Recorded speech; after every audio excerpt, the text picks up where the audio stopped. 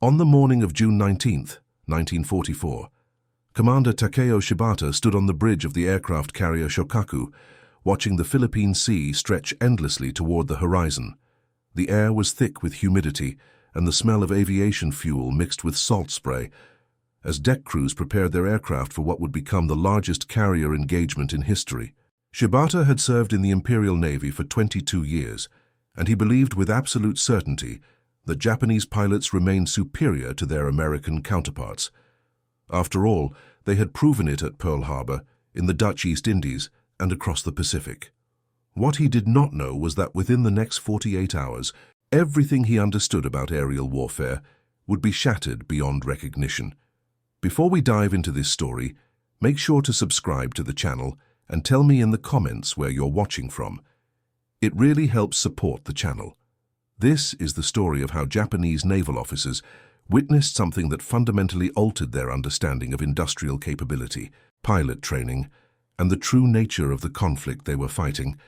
It is a tale of realization, of watching an enemy demonstrate such overwhelming operational efficiency that experienced commanders understood, in a single moment, that the outcome of the entire struggle had already been decided by factors far beyond courage or skill. To understand what Commander Shibata and his fellow officers witnessed that day, we must first travel back 18 months to the Mitsubishi aircraft factory in Nagoya, Japan. There, production manager Jiro Horikoshi walked through assembly lines that operated at what he considered maximum efficiency. His workers produced approximately 100 aircraft per month, a number that filled him with pride. Each plane was hand-fitted by skilled craftsmen who had trained for years. The engine cowlings were adjusted individually, the control surfaces calibrated by experienced technicians who knew their work intimately. Horikoshi believed this attention to detail gave Japanese aircraft an edge that mass production could never match. What Horikoshi did not know was that at that very moment, across the Pacific Ocean, the Ford Motor Company's Willow Run plant in Michigan was producing one B-24 bomber every 63 minutes. The plant stretched nearly a kilometer in length, employed 42,000 workers, and operated on principles that would have seemed impossible to the craftsmen in Nagoya. But Willow Run was just one facility among dozens. The Douglas Aircraft Company in Long Beach, California, was producing aircraft at similar rates. Grumman on Long Island was turning out Hellcat fighters faster than pilots could be trained to fly them. The numbers were staggering, but they were just numbers on paper to Japanese commanders who had never witnessed American industrial capability firsthand. Lieutenant Commander Saburo Shindo had been one of the most celebrated pilots in Japan. He had participated in the attack on Pearl Harbor and had accumulated an impressive record in the months that followed. By 1944, he served as a flight instructor at Kasumigaura Naval Air Station, where he faced a problem that kept him awake at night. The young pilots arriving for training were enthusiastic and brave, but they lacked the hundreds of flight hours that had made earlier generations of naval aviators so formidable. Fuel shortages meant each trainee received only about 100 hours of flight time before being sent to operational units. Shindo remembered his own training, which had included over 300 hours of rigorous instruction. He watched his students struggle with basic carrier landings and wondered how they would perform against an enemy he had not faced in nearly 2 years. Meanwhile, at Naval Air Station Pensacola in Florida, Ensign Robert Mitchell was completing a training program that would have astounded Lieutenant Commander Shindo. Mitchell had accumulated 350 hours of flight time, including extensive gunnery practice, instrument flying, and simulated carrier operations. He had fired thousands of rounds of ammunition at towed targets and had practiced formation flying until it became instinctive. The American training program had expanded dramatically since 1942, with dozens of airfields across the United States producing pilots at a rate that seemed almost industrial. Mitchell was one of thousands of young aviators who would soon deploy to the Pacific, each one trained to a standard that exceeded what Japanese pilots had received even before the resource shortages began. Admiral Mark Mitcher commanded Task Force 58, the fast carrier force that would engage the Japanese fleet in June 1944. Mitcher was a pioneer of naval aviation, a man who had been present at nearly every significant development in carrier warfare. He understood that the coming engagement would be different from earlier carrier clashes. His force included 15 carriers of various sizes, embarking nearly 900 aircraft. The logistics required to support such a force were extraordinary. Fuel, ammunition, spare parts, food, and fresh water had to be supplied continuously to ships operating thousands of kilometers from the nearest American base. The fleet train that followed Task Force 58 included oilers, ammunition ships, and supply vessels that allowed the carriers to remain at sea indefinitely. This sustained operational capability was something Japanese planners had never fully accounted for. Vice Admiral Jisaburo Ozawa commanded the Japanese mobile fleet, which included 9 carriers, embarking approximately 450 aircraft. Ozawa was an experienced and capable commander who understood that his force was outnumbered. However, he believed he possessed several advantages that would offset American numerical superiority. Japanese aircraft had greater range than their American counterparts, which would allow his pilots to strike first, while remaining outside the range of enemy retaliation.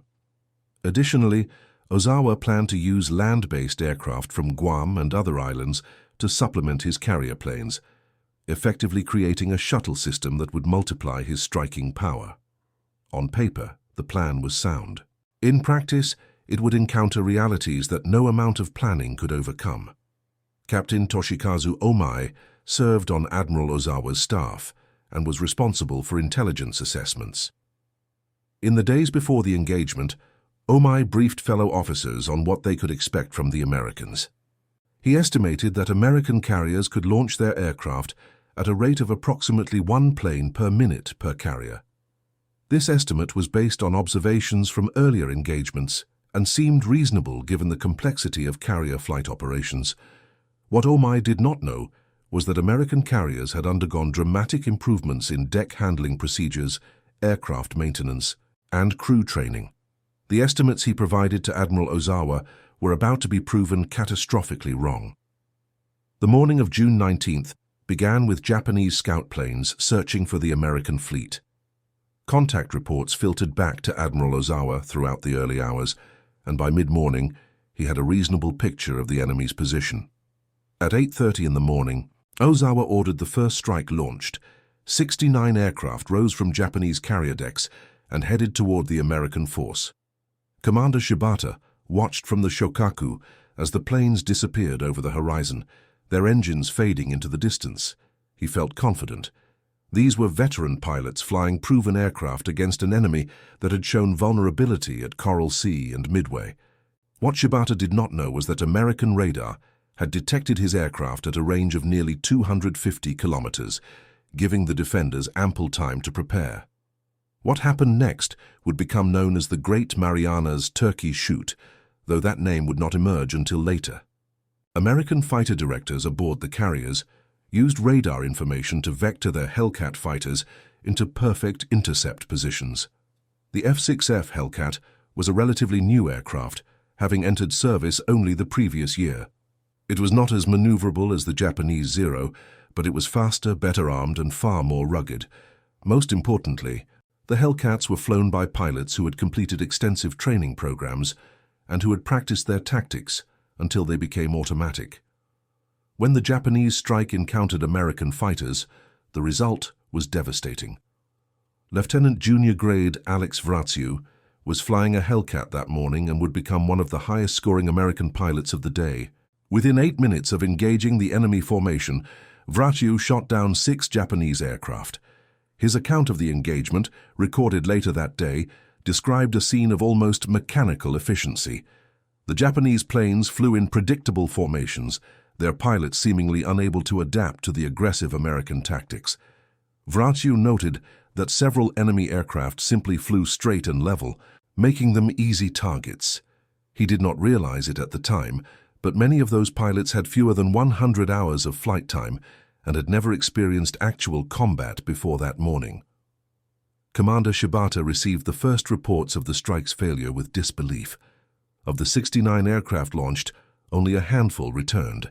The pilots who made it back described overwhelming American fighter opposition and talked of Hellcats appearing from every direction. Shibata found this difficult to accept. He had been told that American pilots were inferior, that they lacked the spirit and dedication of their Japanese counterparts. Yet the evidence was undeniable. The first strike had been virtually annihilated, without inflicting significant damage on the enemy fleet. Admiral Ozawa refused to accept defeat. Throughout the day, he launched 3 more strikes, committing nearly all of his available aircraft to the attack. Each strike met the same fate as the first. American fighters, directed by radar and supported by anti-aircraft fire from the fleet, destroyed Japanese aircraft with assembly line efficiency. By the end of the day, the Japanese had lost over 350 aircraft, the majority of them in air-to-air combat. American losses amounted to fewer than 30 planes. The disparity was so extreme that it seemed almost unreal to the surviving Japanese commanders. But it was what Commander Shibata witnessed the following day that truly shattered his understanding of the conflict. On June 20th, American scout planes located the Japanese fleet, and Admiral Mitchell made the decision to launch a strike despite the extreme range involved. What happened next would be seared into the memories of every Japanese officer who witnessed it. From his position on the Shokaku, Shibata trained his binoculars on the distant American formation. He could see the carriers clearly, their flight decks active with movement. Then, as he watched, the American ships turned into the wind and began launching aircraft. What he saw defied everything he had been taught about carrier operations. Aircraft rose from the American decks in a continuous stream, one after another with barely seconds between launches. Shibata counted, his mind struggling to process what he was seeing. In 15 minutes, he estimated that the American force had launched over 200 aircraft. The deck crews moved with precision that seemed almost choreographed, each man knowing exactly where to be and what to do. Planes were spotted, armed, fueled, and launched in a sequence so smooth that it appeared effortless. Shibata had witnessed Japanese carrier operations for years, and he knew that such speed was simply not possible. Yet there it was, happening before his eyes. What Shibata was witnessing was the result of 2 years of intensive development in American carrier operations. After the losses at Coral Sea and Midway, the United States Navy had analyzed every aspect of flight deck procedures.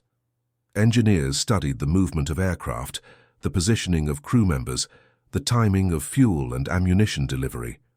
They developed new equipment, including improved catapults and arresting gear, that allowed faster launch and recovery cycles. They trained deck crews until every evolution became instinctive. The result was an operational tempo that Japanese carriers could not match. Lieutenant Yoshio Shiga was a pilot aboard the carrier Taiho and had survived the previous day's carnage. He watched the American strike approach and felt a cold certainty settle in his stomach. There were so many of them, far more than Japanese intelligence had predicted. The American planes came in waves, their formations tight and disciplined. Shiga realized that he was seeing something beyond mere numerical superiority. This was systematic, industrial, overwhelming force applied with scientific precision. The American strike found the Japanese fleet in the late afternoon, with fuel running low and the sun beginning to set. Despite the difficult conditions, American pilots pressed their attacks with determination. The carriers Taiho and Shokaku were hit by torpedoes and bombs, their damage control parties struggling to contain fires and flooding. Commander Shibata was still at his station when a massive explosion rocked the Shokaku, the result of fuel vapors igniting deep within the ship. He was thrown to the deck, his ears ringing, his vision blurred by smoke. As he struggled to his feet, he saw flames spreading across the hangar deck, consuming aircraft that would never fly again. The Shokaku sank that evening, taking over 1,000 men with her. Commander Shibata was among the survivors pulled from the water by escorting destroyers. As he sat on the deck of his rescue ship, wrapped in a blanket and shivering despite the warm tropical night, he thought about what he had seen: the American launches, the endless stream of aircraft, the mechanical precision of it all. He understood then that Japan was not fighting a nation. Japan was fighting an industrial system of almost unimaginable power, a system that could produce ships, aircraft, and trained pilots faster than they could be destroyed. Captain Omae survived the engagement and would later write extensively about its significance. In his analysis, he identified the moment when Japanese naval aviation effectively ceased to exist as a coherent fighting force. The losses in aircraft were devastating, but the losses in pilots were irreplaceable. Japan did not have the fuel, the training infrastructure, or the time to produce new aviators of the quality that had been lost. The American system, by contrast, would continue to produce pilots and aircraft in ever-increasing numbers. Omai calculated that by the end of 1944, the United States would have over 100 carriers of various types in service. Japan would have fewer than a dozen. The survivors of the Philippine Sea engagement returned to Japan with stories that contradicted everything the public had been told. Lieutenant Shiga, who had survived both the air battles and the sinking of the Taiho, found himself unable to explain what he had seen to friends and family who still believed in victory. How could he describe the overwhelming numbers, the systematic efficiency, the sense of fighting against something that simply could not be stopped? He tried to convey the precision of American carrier operations, the discipline of their pilots, the seemingly endless supply of aircraft that rose from their decks. But the words felt inadequate, unable to capture the fundamental shift in his understanding that had occurred over those 2 days. Admiral Ozawa submitted his resignation after returning to Japan, accepting responsibility for the defeat. In his report to the Navy Ministry, he described the engagement in clinical terms, detailing the losses and analyzing the tactical situation. But between the lines, his despair was evident. He had commanded the finest naval aviation force in the world, and it had been destroyed in a single day. The pilots who had trained for years, who had mastered the demanding art of carrier operations, who had been celebrated as heroes throughout Japan, were gone. In their place were young men with minimal training who would be sent into battle aboard aircraft that were already obsolete. Ozawa understood that the Philippine Sea was not merely a defeat. It was the end of Japanese naval aviation as an effective fighting force.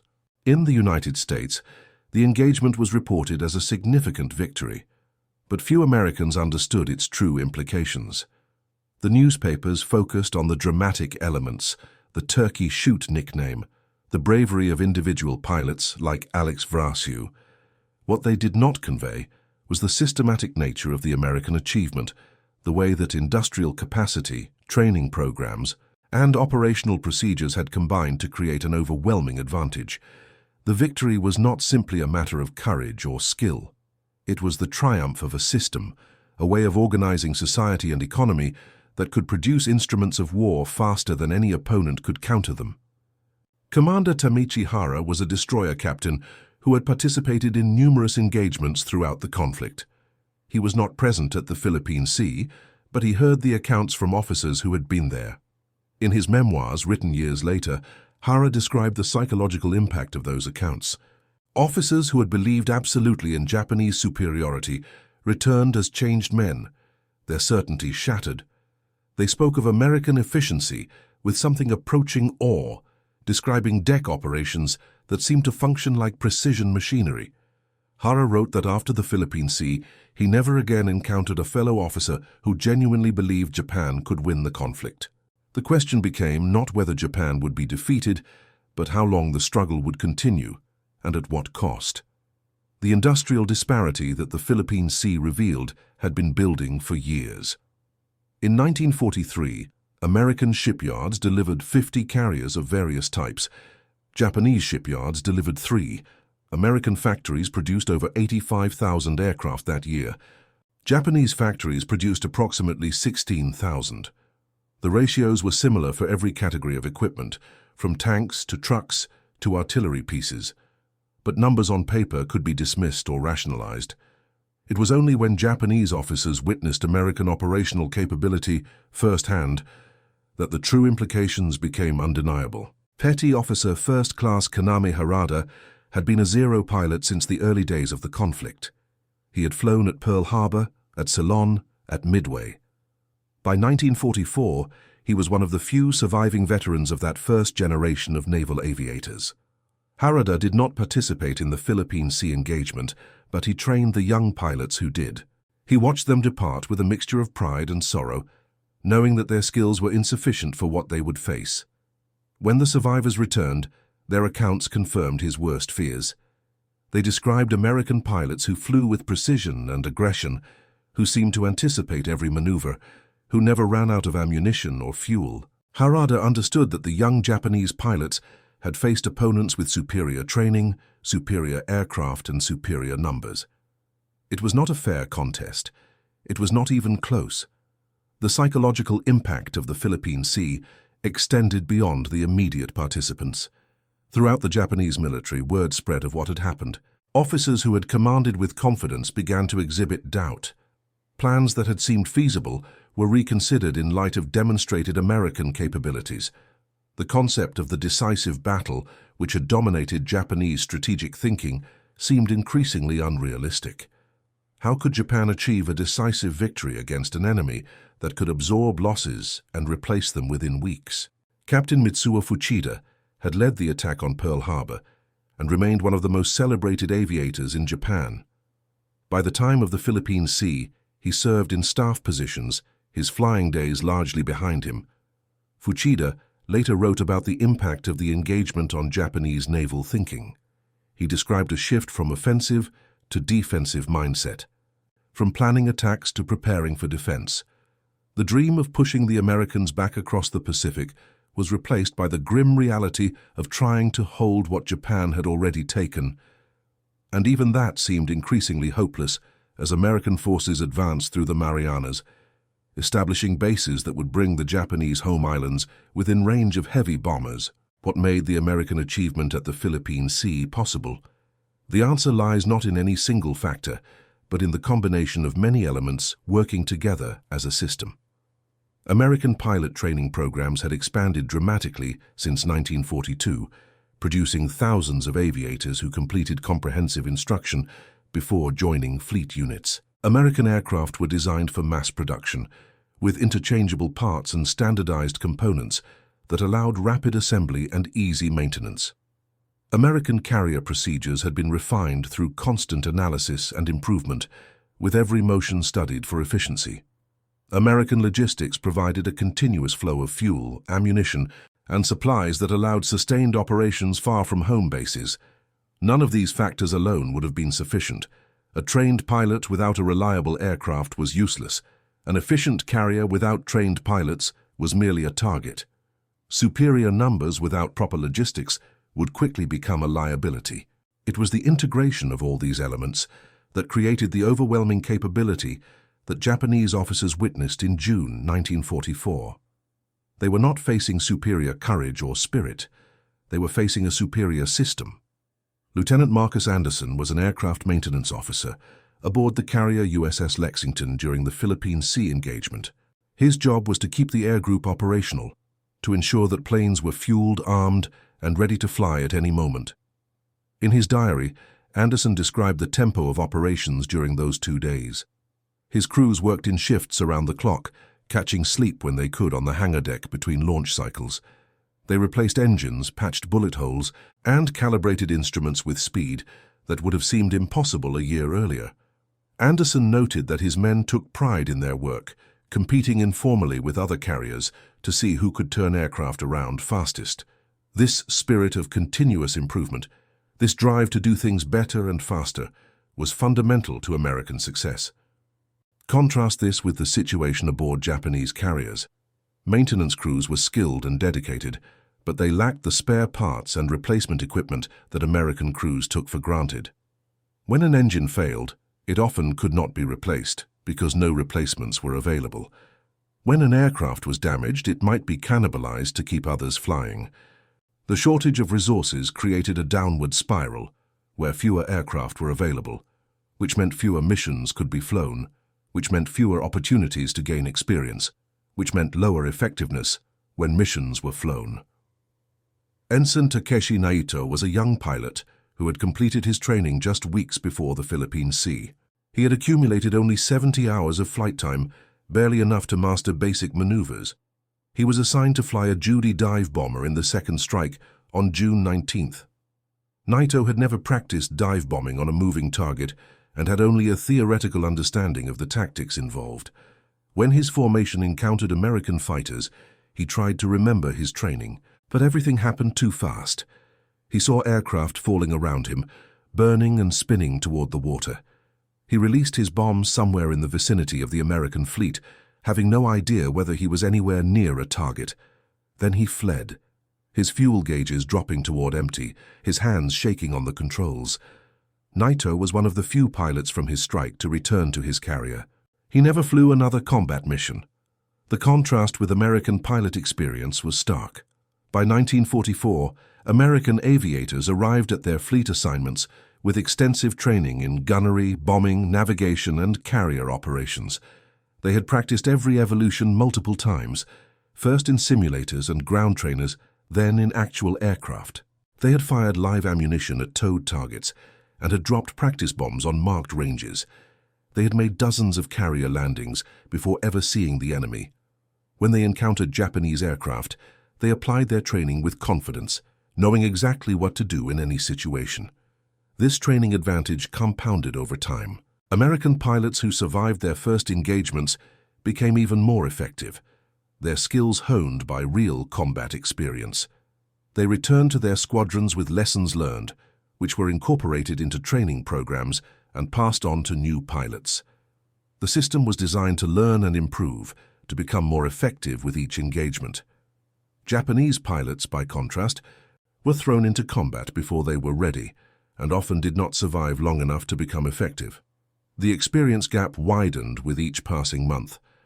Commander Masatake Okumiya was a staff officer who helped plan Japanese carrier operations during the conflict. After the war, he wrote extensively about the factors that led to Japan's defeat. Okumiya identified the Philippine Sea as the moment when Japanese naval aviation suffered a wound from which it could not recover. He described the loss of pilots as an irrecoverable catastrophe, worse in many ways than the loss of ships. Ships could be rebuilt, but trained pilots required years to develop.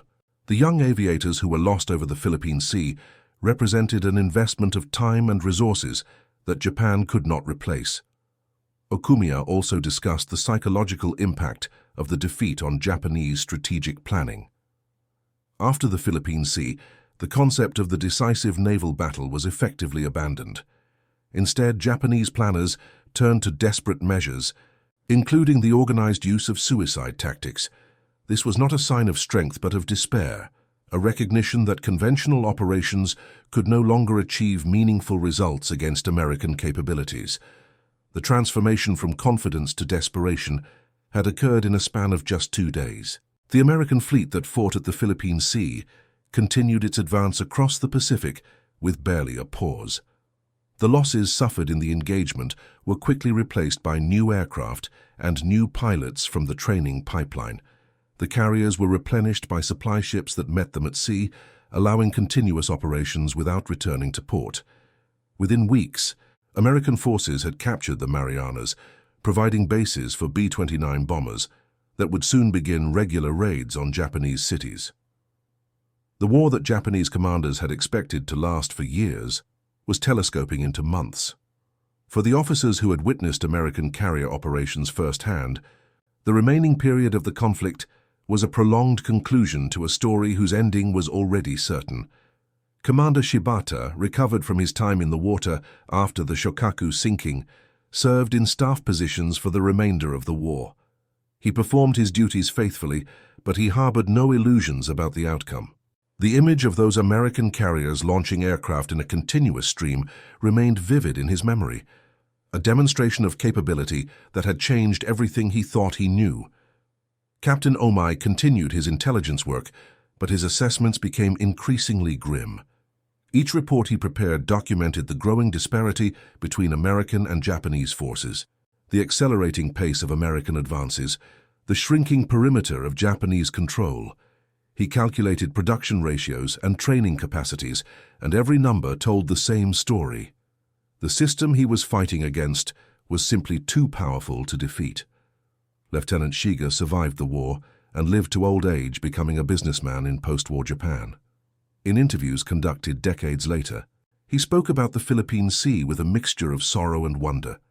Sorrow for the friends he had lost, the young pilots who had barely learned to fly before they were thrown against an overwhelming force. Wonder at what he had witnessed, the industrial and organizational achievement that had made American victory inevitable. Shiga said that watching those carriers launch their aircraft had been like watching the future arrive, a future in which Japan had no place as a military power. The story of the Philippine Sea is often told as a tale of American victory, and it was certainly that. But it is perhaps more accurately understood as a story of realization, of Japanese officers coming to understand the true nature of the conflict they were fighting. They had believed that courage and spirit could overcome material disadvantage, that quality would triumph over quantity, that their way of doing things was superior. In 15 minutes of watching American carriers launch aircraft with mechanical precision, those beliefs were shattered beyond repair. What Commander Shibata and his fellow officers witnessed was not simply a military operation. It was the demonstration of a different kind of civilization, one organized around mass production, systematic improvement, and the application of scientific principles to every aspect of warfare. The aircraft that rose from American decks were the products of factories that operated on principles of efficiency that Japanese manufacturers had barely begun to understand. The pilots who flew them were the products of training programs that were themselves models of industrial organization. Every element worked together as parts of a greater whole. This realization did not end the conflict, but it transformed its nature. From June 1944 onward, Japanese strategy was shaped by the knowledge of defeat. Every plan, every operation, every sacrifice was made in the shadow of that knowledge. Some Japanese leaders sought to negotiate, hoping to preserve something from the wreckage. Others chose defiance, preferring destruction to surrender. But none of them any longer believed in victory. That belief had died over the Philippine Sea in the space of 15 minutes as American carriers demonstrated what industrial power truly meant. The legacy of that demonstration extended far beyond the conflict itself. The officers who witnessed it and who survived to reflect upon it carried its lessons into the post-war world. They understood that modern warfare was fundamentally a contest of systems, not individuals. They understood that industrial capacity was the foundation of military power. They understood that training and organization could multiply effectiveness beyond what seemed possible. These lessons shaped Japanese thinking about national recovery and development, contributing to the economic transformation that would make Japan a major industrial power within a generation. And that concludes our story. If you made it this far, please share your thoughts in the comments. What part of this historical account surprised you most? Do not forget to subscribe for more untold stories from World War II, and check out the video on screen for another incredible tale from history. Until next time.